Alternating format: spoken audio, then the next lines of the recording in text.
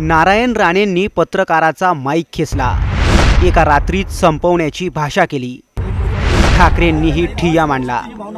मला भीती नाही वाटत, येऊ दे आंदोलन, मी आहे एकटा बसलो तरी, पण महाराजांचा किल्ला आहे आणि इथे आम्ही काही घेणार नाही। निलेश राणेंनी थेट पोलिसांशी अरेरावी केली।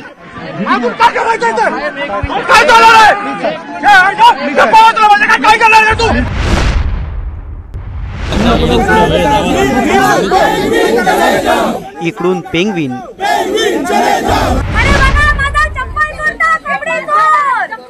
तिकडून कोंबडी चोर या घोषणांनी आसमंत दुमदुमलं।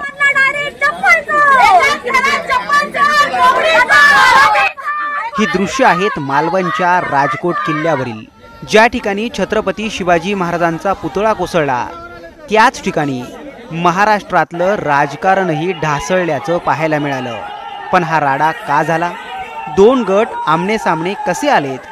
दोन्ही गट आमने सामने आल्यावर काय घडलं आणि शेवटी कुणी माघार घेतली? या सगळ्यांची A to Z स्टोरी या व्हिडिओतून समजून घेणार आहोत।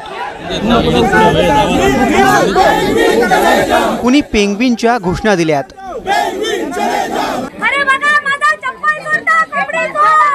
कुणी कोंबडी चोर म्हणून गोंधळ घातला,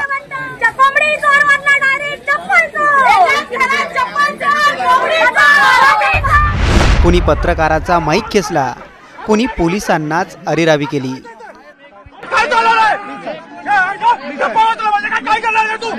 तर कुणी एकेकाला घरात घुसून मारून टाकण्याची उघडपणे धमकीही दिली।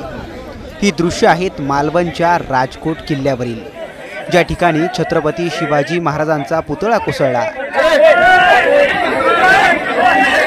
त्याच ठिकाणी महाराष्ट्रातलं राजकारणही लयाला गेलं। राजकोट किल्ल्यावर एकाच वेळी दोन कट्टर प्रतिस्पर्धी आणि त्यांचे शेकडो समर्थक आमनेसामने आलेत। जिथं शिवाजी महाराजांचा पुतळा कोसळला त्याच किल्ले राजकोटची अक्षरशः नासधूस करण्यात आली।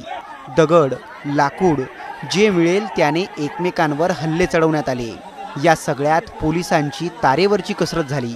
पण या राड्याची सुरुवात कशी झाली आधी ते पाहूयात।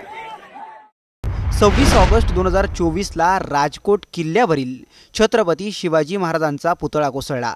पंतप्रधान नरेंद्र मोदींच्या हस्ते उद्घाटन केलेला हा पुतळा केवळ 8 महिन्यातच कोसळला, म्हणून विरोधकांनी आक्रमक भूमिका स्वीकारली। ज्या राजकोटवर हा पुतळा कोसळला त्याच राजकोटवर महाविकास आघाडीने मोर्चाचं आयोजन केलं होतं।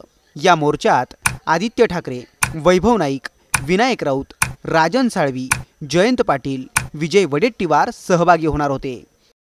महाविकास आघाडीचे नेते राजकोट किल्ल्यावर पोहोचले, पण तितक्यात भाजपचे नारायण राणे आणि निलेश राणे देखील किल्ल्यावर पोहोचले।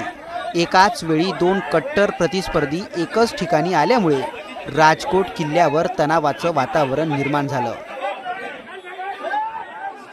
राजकोट किल्ल्यावर आदित्य ठाकरे, वैभव नाईक, अंबादास दानवे, विनायक राऊत आणि शेकडो समर्थक उपस्थित होते, तर खाली नारायण राणे, निलेश राणे आणि त्यांचे शेकडो समर्थक उभे होते।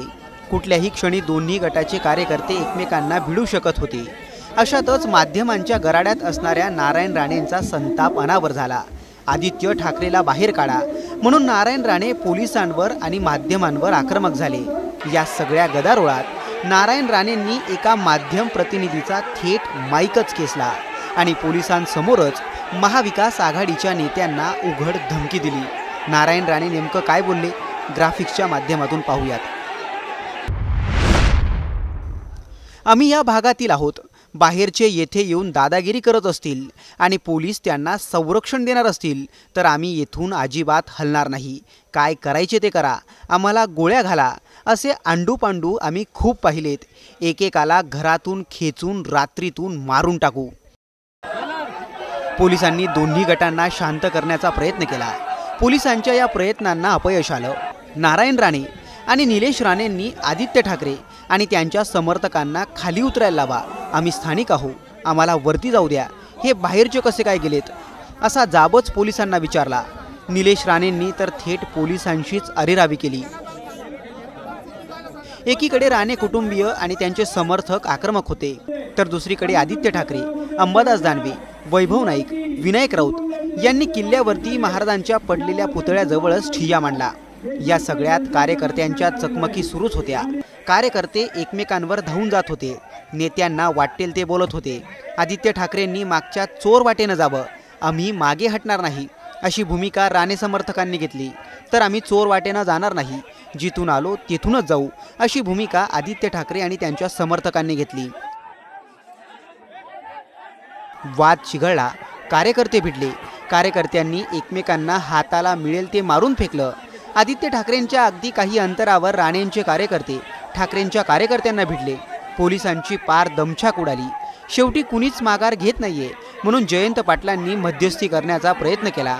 यावेळी आदित्य ठाकरेंचे कार्यकर्ते आपल्यावर चालून आल्याचा आरोप निलेश राणेंनी केला। जयंत पाटलांनी नारायण राणे आणि निलेश राणेंची समजूत काढण्याचा प्रयत्न केला। हा सगळा राडा सुरू असतानाच उद्धव ठाकरेंचा आदित्य ठाकरेंना काळजीपोटी फोन आला। शेवटी पोलिसांनी मध्यस्थी करून प्रचंड पोलीस बंदोबस्तात किल्ल्यावर ठिय्या मांडून बसलेले आदित्य ठाकरे आणि त्यांच्या समर्थकांना खाली उतरवलं। इकडे राडा निवळला, तिकडे मुंबईत लगेचच या राड्याचे तीव्र पडसाद उमटले। उद्धव ठाकरे, शरद पवार आणि नाना पटोले यांनी तातडीची पत्रकार परिषद बोलावली।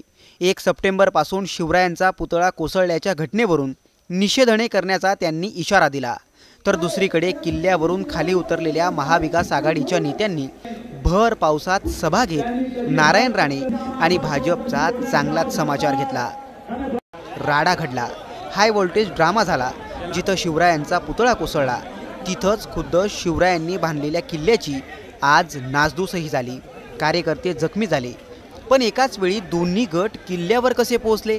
पोलिसांनी दोन्ही गटांच्या दौऱ्याचं नियोजन केलं नव्हतं का? यामागे इंटेलिजन्स फेल्युअर आहे की हा राडा ठरवून केला गेला? असे अनेक प्रश्न आता या हाय व्होल्टेज राड्यावरून विचारले जात आहेत।